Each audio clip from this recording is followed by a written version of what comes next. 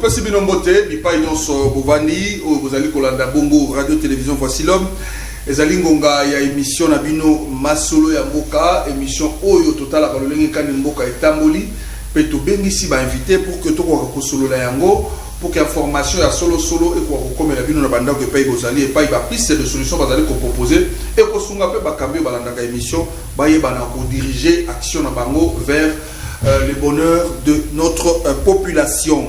Voilà, lelo boyebiete masolo mboka ebetaka masolo nyonso na ba secteur nyonso ya vie léopard au tikobeta lelo na Tanzanie un but partout bomoni prestation ya léopard na Hector Cooper ou azali bongo sélectionnaire bomoni ndenge babeti ebete liwana penza bazali prestation peut-être ya liboso mais sengeli ko bongisa moi mingi ba congolais balandaki yango na lisolo ya kofuta te pour que match de can direct ba congolais mingi baleli batali match wana premier mi-temps mobimba batali yango na ba YouTube na ba réseaux sociaux ezali kambo penza ya malamu te et pas iramu pe ezali kokata to kobeta lisolo ya ramu lelo to kobeta pe lisolo ndenge ni examen d'état et l'équipe parce que to bengi expert bazali na plateau na biso pour basa la lecture ya makambo ndenge ezali koleka et puis to kobosa na pete likambo ezali kokoma mwa blocage moke likambo ya seni et pas commission paritaire esengeli bande comme sous peut batinda ba représentant ça bloque un peu na ba confession religieuse bande comme sous ba kanisi kuto ete balongola likambo ya seni et pas ba confession religieuse bazongisa ngo bongo ndenge zalaka bomo mesano na ministère ya intérieur to kobeta masolo yango na Jean-Patrick Musenga bunga biso mwa mingi lelo azongeli biso to kobeta lesolo na academia ou azali porte-parole volontaire ya Gentini Ngobila et puis l'expert en communication to dinga kaye bongo to benga kaye bongo ezali bongo ndeko Georges Milumbu to bandi pepa naye ndeko Georges Mbote nayo boyi malamu Mbote eza expert en communication te eza expert en éducation limbisa merci beaucoup pour la opportunité au pesinga et surtout na bato bazolanda biso omoni bazolekisa tana bango pona kolanda biso alors to bandi sans plus tarder to bandi mbala moko examen d'état et outil kosila l'obito sala qui était na fait bande watindela ki mwamba mituna mwa ebele batuna ki balobi ete moi réforme ya ki déjà na secteur éducation notamment to komaki na ba 6e to komaki na 7e na 8e mutuna ezongela ki mwa mingi ezali lolenge kani to komaki na 7e na 8e mais na fait pesa ko sala makaka na 6e wana mutuna liboso ko ko éclaircir ba congolais et puis ya mi balé lecture ni no sali na examen d'état ndenge ni sali. Oui, c'est disons ndenge tout ça la réforme na mboka na biso tout ça la réforme structurelle moni ezaki première 6e ti 6e awe komi première ti 8e nde oyo tozo koka kosala parce que ba réforme tout ça les a ba payande bazo financer yango alors bazo sala oyo ba moni que il faut salema alors ba réforme ça mais jusque là ezaka ba cours ya science moni na ba cours de science wana de salami ndenge komi 8e ti ekena na 4e na niveau ya autres obenga secondaire alors jusque là ba cours mususu wana nano ezuba réforme te omoni par exemple cours ya histoire les premières années boya kala ti 5e année zakaka 75% histoire européenne ezotanga mati lelo donc wana nano salami réforme te c'est pourquoi au lieu to stopper système de toujours continuer kana lolenge ndenge bando salema examen zo salema na 6e primaire et puis et que vous savez maintenant 6e des humanités selon cycle akala donc ba patienter tant va contenir yo ba changement certainement examen bando salema sikoyo na 8e et puis que vous savez na suka kuna alors lecture ni au sein des examens d'état il y a édition oui examen d'état ndenge na lobaka toujours que to proposer ki ba réforme système d'évaluation na biso zamade ce qui les bana bazomi pesa na ba veille de prière mingi bazomi pesa na ba tricherie c'est parce que bazak sûreté nini ba okende ko évaluer bango on évalue moi na depuis primaire na secondaire ba kiko ezaneti ba mitambo tozoluka kokanga bana c'est pourquoi loi de moindre effort de comme utiliser plus tricherie plus veillée de prière c'est système wana to décriaki et muto so azola nanga ya ebike bano bazwaka ba pourcentage ebele na classe eza oyo bazwaka pourcentage muke na examen d'état mécanisme ya frustration wana bana o batanga mingi baza frustré ba komi étouffé mentalement finalement ba yo mengala ba 50% bazosala oyo atanga na été alekisa mikolo ebele na bafait de prière donc on abeti ba 80%. Est-ce que mboka il faut guya effort ezala lié na miracle? Non, l'effort eza conjugaison ya mutu. Miracle wana c'est ça qui fait que notre pays risque de ne pas se développer s'il faut qu'on compte aussi sa classe na sens ya miracle sans goût il y a effort. Donc système d'évaluation na biso ya ko changer parce que ndenge totolobaka il fallait par exemple battu na culture générale passation pacifique à pouvoir et qui mon colonie autorité morale azanani président Félix a beaucoup répété mon colonie. Vous voyez des questions comme ça et kotinda moi na tricheté mais ceux qui bozo tuna roi Léopold II ayaki mon colonie na Congo, qu'est-ce que ça a à faire à un enfant de Kabe à Kamwanga ou de Rutshuru? Il faut sur des notions comme ça au sera que bana tozo tinda bango na guya ya tricherie na ya ba nini makambukiri ki na ba fait de prière qui est cultiver guya effort. Merci. Ndeko Academia, est-ce que vous allez comme ça l'appeler lecture moko de Georges Bilou, vous allez comme ça là sur le plan éducationnel 4 jours nous avons un examen d'état bana balekisi yango lecture nini particulière excusez-moi et au sali na ndenge bana ba aussi ko l'examen preuve examen d'état. Et laissez-moi d'abord saluer pour le public congolais réseau Nandabiso public congolais pardon réseau Nandabiso à partir ya banda kuna bango et puis na saluer pe ba de kotoza na on a plateau d'intervenant na invitation na yo salinga merci. C'est regrettable les lots chaque fois na évité pourquoi na bandana nous na point na pourquoi les lots bana ba perdre mayele na kolo bandeni wana mayele les a souhaité peut-être sous que zala qui ba génération ba 95 ans les lots bana ba côté trop na tricherie malgré que tricherie est existant. Bana les lots bazo si ça ba classe bazo ça examen d'état lecture azo ko kako ça la lecture té azo ko kako rédiger ata page mon côté ou 5 phrases na 5 phrases au kokuta ba ratio donc nazo ki moi chance wana ya ozala quand même encore professoral et le copena oyo tozo senga peut-être na bango éducateur professionnel d'éducation basa la bacha accent sur le koana nazo comprendre ngana comprendre en les lo lisutu te bana bazo lo ba français il y a bien té o bazo 6 examen d'état o bazo 6 à 6e bazo tanga lecture ça bien té bazo komate bien té na toto batangi na koana français voilà batangi na français mais bazo ce sont le même matière oyo bayenyo so basilisa avant bazoa mais nazo comprendre et puis ba professeur ils a ba professeur ou ba étudiant ou ba élève donc ça ne se comprend pas mais pour na bango le pour na lelo examen de tout et aussi là dernièrement et c'est fini l'histoire oui donc tout tombe la banque à bonne chance ne bango balina tout tombe la bonne chance mais pas s'appliquer les élèves va s'appliquer, va côté la lecture trop. Les élèves d'aujourd'hui ne veulent pas lire. Les livres aujourd'hui à l'école, l'école n'exige pas même les sous livres. Mais nous, lorsque nous fûmes encore étudiants ou élèves, on nous exigeait des livres. Si vous n'avez pas de livres, au papa ou au petit l'école de 100 livres. Vous avez déjà que bana bazo tanga livre était moyen y bata moana ba komarate ngene. Akoye bangoneli que ça na féminin ou na masculin. Voilà. Merci en tout cas Ndeko Academia pour la lecture na yo sur examen d'état. Torope sapé motuna et pas Ndeko Jean-Patrick qui a zali professeur d'université. Peut-être na o bino bo lever comme option sûrement il y a coupé sapé point de vue na yé et puis pourquoi pas appuyer des solutions pour que qualité enseignement quoi aux alamoi likolo. Ndeko Jean-Patrick motena yo. Alors ko ibango na question examen d'état lecture no sali na session o. Merci beaucoup pour l'invitation. Nous avons fait ça avec le débattre mais nous avons fait ça avec la victime de la sauvegarde.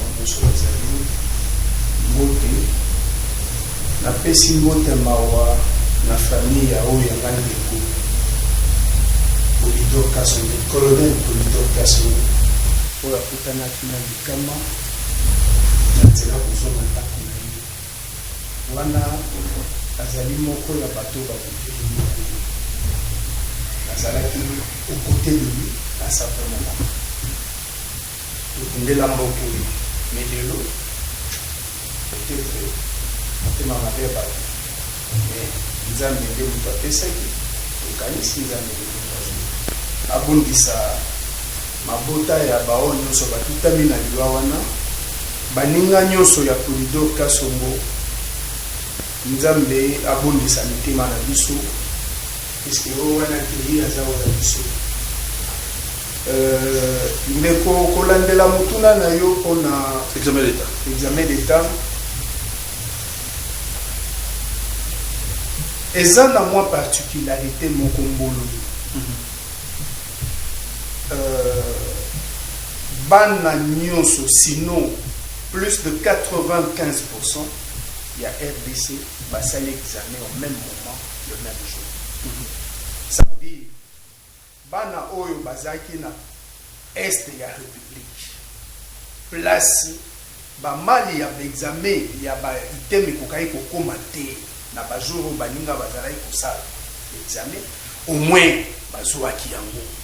Sûrement il peut y avoir quelques écoles, c'est vrai, mais et ça les mettait ndenge bambula nyonso yekaki.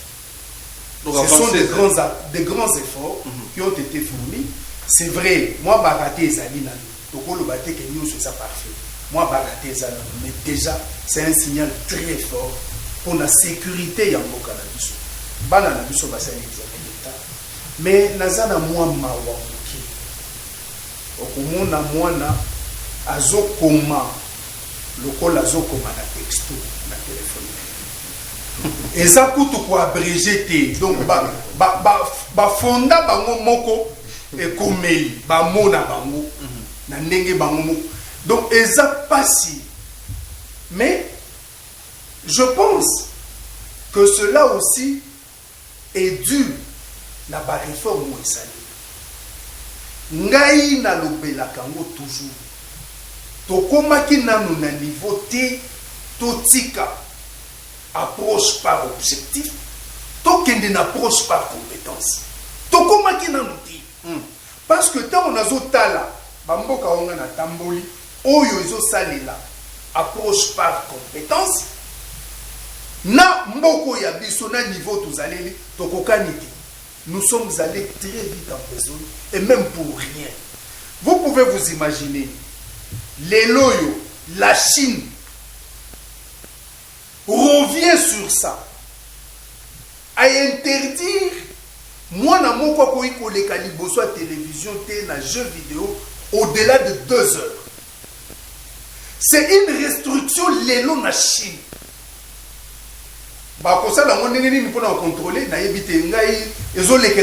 Mais c'est un débat qui revient encore sur la place publique. Pour l'éducation, ils ont constaté que le niveau intellectuel des enfants a baissé. C'est comme la Chine. Na makambo nyonso bango bazo sala. Bazo komana ko regretter biso oyo. Je pense qu'il n'est pas trop tard pour faire mieux. Nazo senga ba konzinyo soyo ba fan de la kamasolo éducation tozonga na pédagogie par objectif et format biso. Moi je me suis toujours considéré parmi les meilleurs na pédagogie wana na kanisi baninga na bandeko nanga nyoso toza on avait été formé avec cette approche là et bimisi ba tu neti biso neti ba kulutu na biso. On pouvait encore continuer avec ça.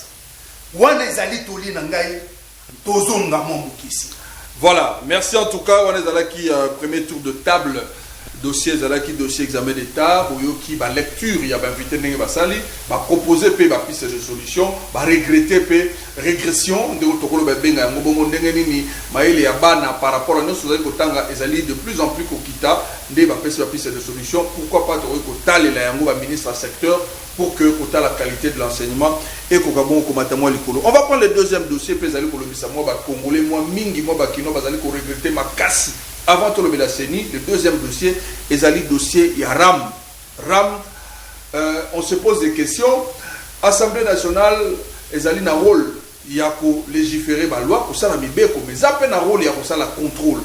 Population ezali ko lela, baza ko kata RAM. À un certain moment, tout le monde qui mo konzamboka ko zwa décision que ba kata na le solo yango, to yobite ndenge ni nezonga RAM bazali ko lela, batoza ko lela. Mais au niveau du parlement, au niveau il y a élu ya mboka toko mona ta ba motion te to éviter sur ba motion salami ezali bloqué na niveau bureau to éviter on les a mituna to mituna et peut-être ba inviter na biso to bengi si ba kozala mo ba révélation ya kopesa biso de Georges Milumbu likambo ram population ezali kolela be kolela mais ram pe ezali kotika la be kotika qu'est-ce qui se passe ngana moni olena lobela ram ya ba unité parce que avant na bandao moninga mo kwatenga nini makambo ya ram wana ngana moni ram mususu eza na secteur ya PSP voilà c'est pourquoi il faut na lobela ngo allez-y parce que soki ndeko Félix a reçu la mandat na été ce n'est pas kaka yende ya koshore mboka mobimba nde kozonga se soki to retenir bongo mutu nyonso akena makanisi na ye pour que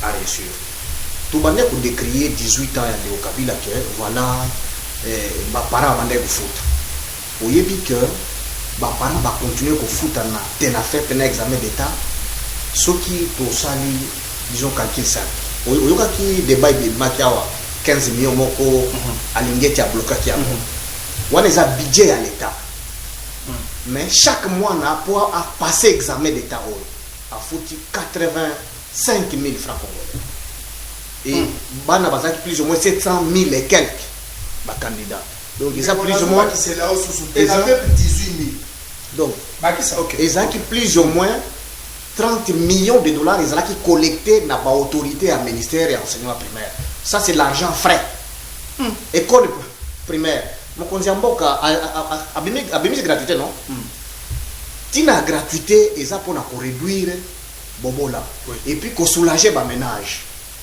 mais ba sengi bana ba fout jusqu'à 25 000 francs congolais à tena fête et 25 000 francs congolais on a plus ou moins 2 millions de candidats c'est-à-dire qu'il y a plus ou moins 3 millions de dollars frais et circulant qui entre les mains des autorités bah c'est là qui n'a ngoni et puis bah zo exiger l'état fouta 16 millions de dollars oyo alingeti alini a bloqué plus de 30 millions de dollars wana et sali nini est-ce que traçabilité nango ezali bazolinga batu ebele bazolinga ndeko Félix asa candidat pour second mandat au moni que ba collaborateur na ye bazo sala pona ko préparer deuxième mandat na été parce que bana o ba ça était na fait baza entre 12 ans et 13 ans même 14 ans mususu c'est-à-dire que ndenge élection ko za 2023 te ko na 2025 c'est-à-dire que bana wana ba ko za ba électeur ça a déjà campagne à Mokonziamboka. Moi, que bazo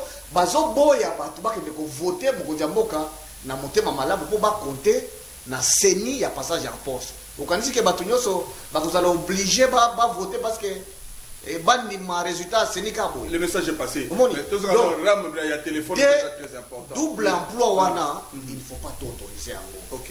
Ceux qui pensent que les pays doivent avancer, il faut to supprimer budget moko parce que wana ndio zomona ministre a côté lelo a comme il voit mana batunaye bon wana uzo 30 millions et circuler kaka l'examen d'état donc on dit que 30 millions na ba fouti vraiment ba surveillant voilà nous les Congolais nous sommes des indisciplinés dans la corruption et les détournements 30 millions et circuler dans notre affaire et na un examen d'état 2 millions 500 plus et circuler na ton affaire. Or, les ambongo, primaire, il fallait gratuité et accompagner pour la bola moya, pour faire accepter bilan à Mokonziamboka. Mais, au monde Bawario, merci. Voilà, bilan positif à Bawario, c'est faire que batu baboya mokonzi ya mboka. C'est pourquoi na minute oyo mokonzi ya mboka il faut travailler na expert. Omoni ndenge aponaki professeur Matungulu pona badi. Azosala fierté ya mboka na biso malgré aza mutu na mboka. Même na ba domaine neti wana il faut ba expert. Pas bato bazoya koluka mbongo facilement pendant que mboka ezodinga na libulu. Expertise c'est ça partout in opposition in la société civile. Voilà. Il peut s'en servir sur CV en déposant malade. Malheureusement, et comme il y a canon, Moutouana est ingérable parce que celui-là a la culture de ne pas être corrompu. Moi, je te refuse, non, il ne sera pas gérable. Être gérable signifie accepter des choses comme ça, voilà. La corruption. Merci en tout cas. On court derrière le temps. Pour rapidement, il y a téléphone. La population est déjà pauvre. Quelqu'un qui est en Itourie, tant qu'on va 7 $, est-ce que c'est humain ça?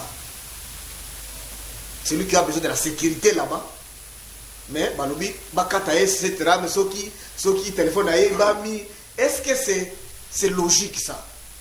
Et ils ont prévu dans quel budget? Bon, peut-être une dynamique qui a une sacrée. Total peut-être, hein?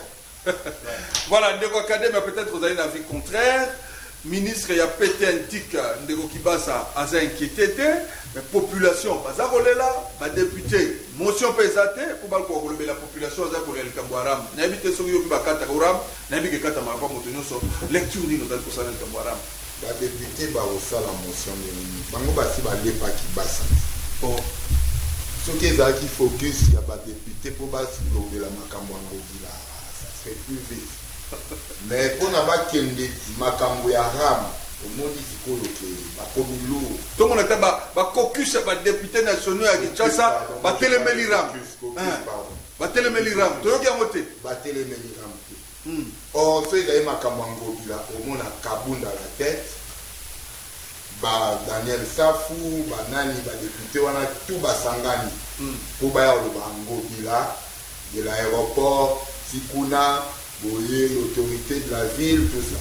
Mais. Ram, intégrité du territoire. Entre-temps, Sikoyo, Ram a rongé, ma poche, banda plus à base.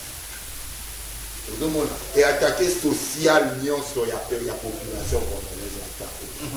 Donc, tout à l'heure, au moins, sérieux, ma députée, Boluka, déjà, interpellé qui est ministre. Mais pourquoi il traîne les pas? Or, ils ont dossier Moko Boye, ils sont vraiment sensibles.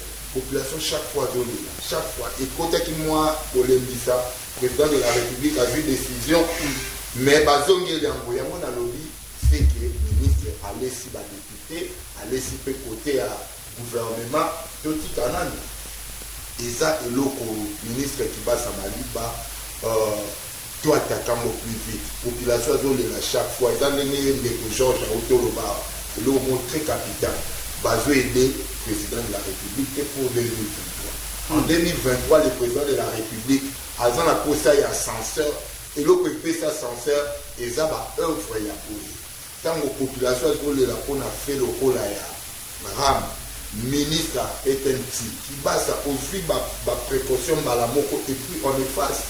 Pour les populations, lorsque la population pleure, ils ont qu'elle n'est pas fatigué.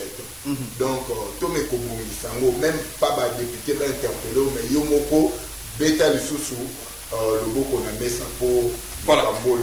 Merci en tout cas de l'académie. Nous avons une unanimité dans le Kambouaram. Nous sommes d'accord, parce qu'on sait déjà que la population n'est pas d'accord avec le Kambouaram. Mais tout ça, pour que l'autorité comme la bango, enfin pour une fois pour toutes, base de décision pour la taxe parce que la population est vraiment d'accord vu par conditions sociales au niveau de la évidemment que le Jean-Patrick il y a un avis contraire par rapport à Yaroubo et à Obino Boboïram. Bien par contre, ça peut être avantage à RAM, peut-être Internet ou les alliés publics. Malheureusement, pas merci beaucoup. On a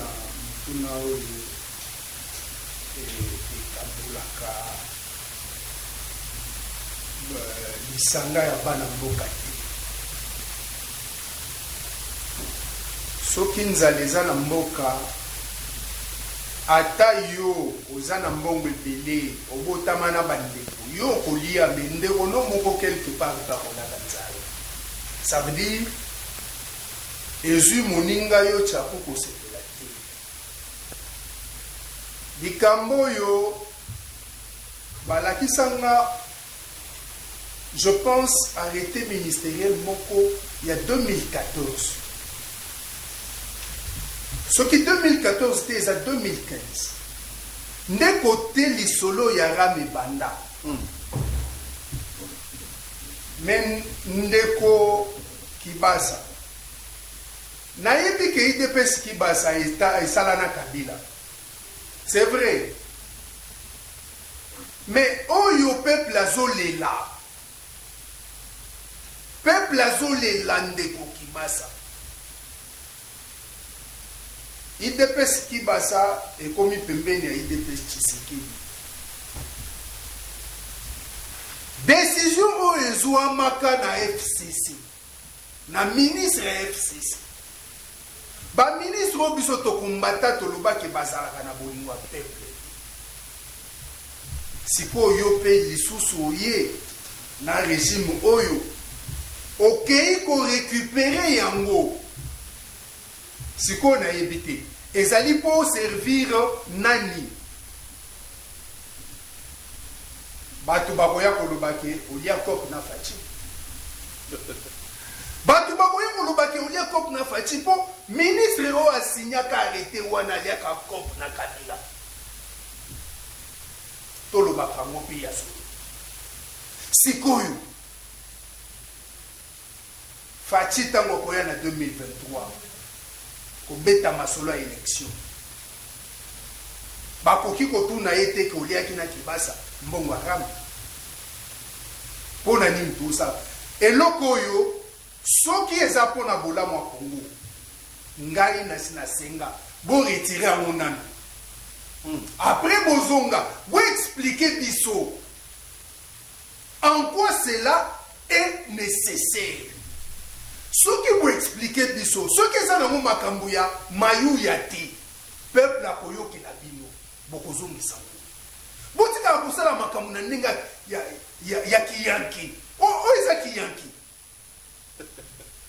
boretire nanu rame lokola bato nyonso baleli ngai mpe naleli ngai naza parmi bato baleli likambo ya rame ndeko Kibasa boretire yango nanu après puisque initiative wana euti epa na yo te euti na bandeko bagéraki mboka na régime passé soki bino bomoni ke ezali malamu mpona mboka bobanda nanu po retire après bozongela biso boexplike biso intérêt nini biso tozotire na kati voilà soki tocomprendre eh ben tokoki kondima mwa pasi mwa basacrifice mpo mboka ekende liboso mais botika kosala biso biloko neti bosala na kanai.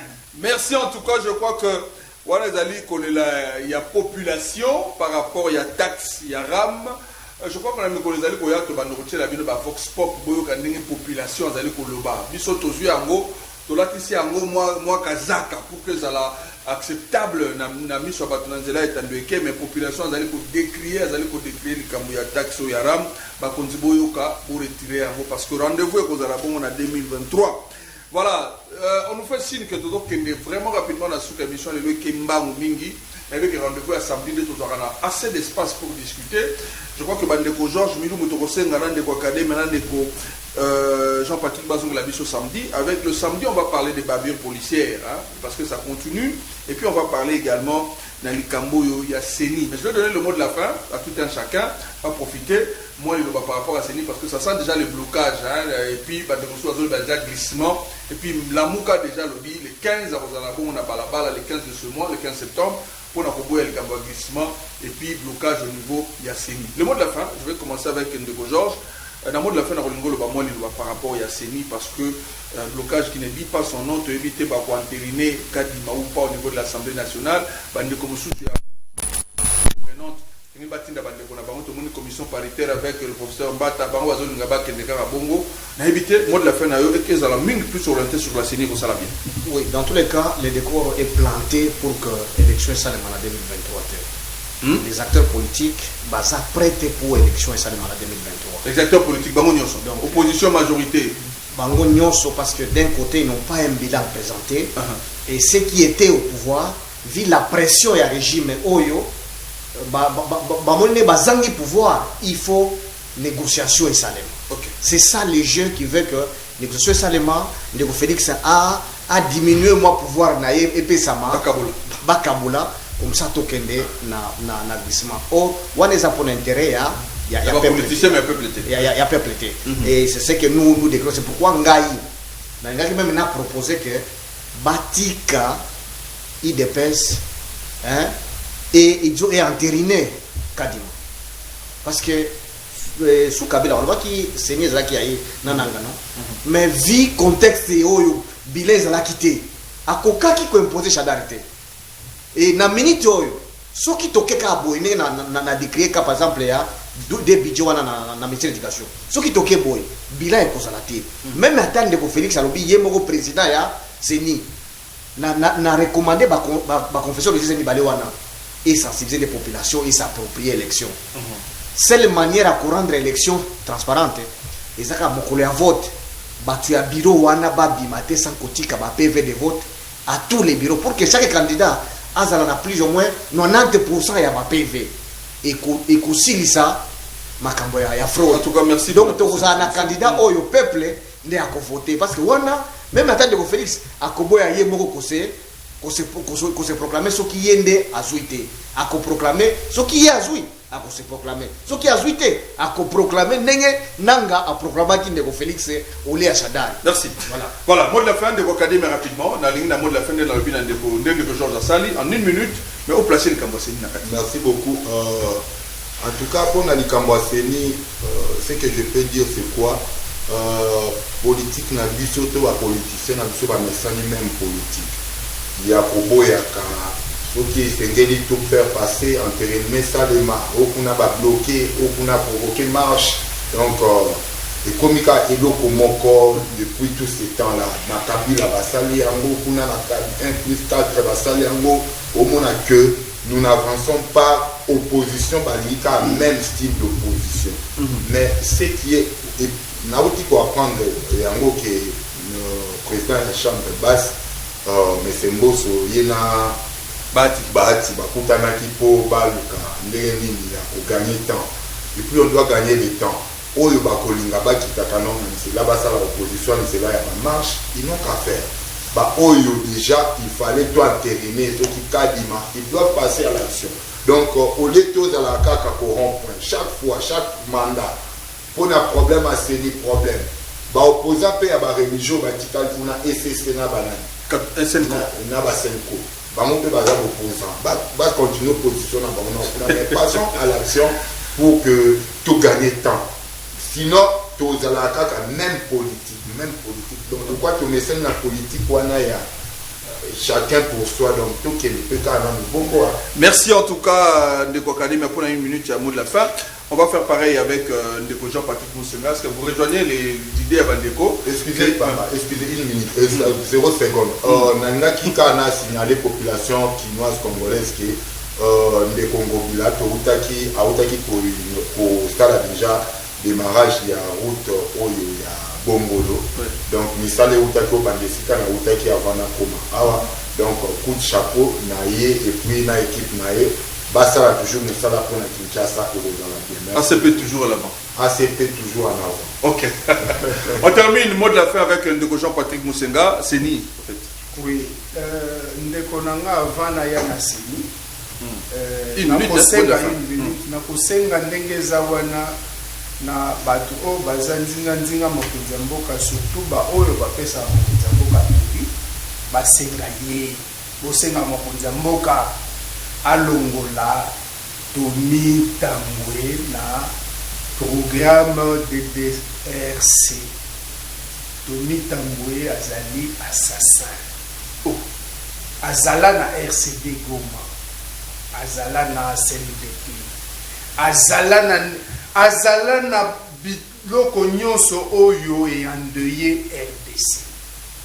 Ndenga zawana bokoki kotia ye pembeni na mwana mayele ndeko na biso bosale te et puis bosale azala joint na ye azala titulaire finalement tozo cautionner les maloba o bato bazolo bato soki obomi bamatisi yo pete bopesa mokonzi ya mboka toli parce que ezali na baattribution na bino ntango tolelaka mokonzi ya mboka ayokaka azongelaka makambo na yango soki mpe bokomisi maloba na ngai epa na ye akozwa ordonnance mosusu akolongola bavictime de guerre nyonso baboyi tomitambo ye puisque programme wana ezali mpona kozongisa kimia na kati ya mboka me mpona nini ye mutu abomisi bato kaka ye nde mutu akoyi koya kopesa kimia eske bato mosusu baza te bavictime de guerre baboyi ye tosilisa na seni seni ndeko nanga lelo oyo je pense 15 ans après peuple congolais il faut apesa ngai raison mpo ngai nasengaka seni oyo lokola bozoluka bato baza apolitique baza neutre bopesa yango armée na PNC lokola boboyaki bolobi eza na kati ya constitution kasi totambola na baconfession religieuse si basi baponi mutu na bango de baboyi ye sikoyo assemblée nationale tranché tokende liboso. Merci beaucoup masolo ya mboka lelo esuki awa. Merci na ndeko Jean-Patrick, merci na ndeko Académie pour la promptitude, merci na ndeko Georges Milumbu azalaka toujours na biso chaque fois que tobengaka ye à disposer de temps pour na biso topesi pe bino merci balandi ya émission oyo. Merci na équipe technique Christian Tondo pe bandeko mosusu tokutani bongo samedi na tongo oyo tobengaka bongo conseil de ministre avec débat masolo ya mboka samedi tokozala na bino lisusu pona kobeta ndenge kani mboka ezali kotamba tokovanda mingi nde na seni et puis tokovanda mingi pe na babavure policière otikala malamu o mabota na bino. Au revoir.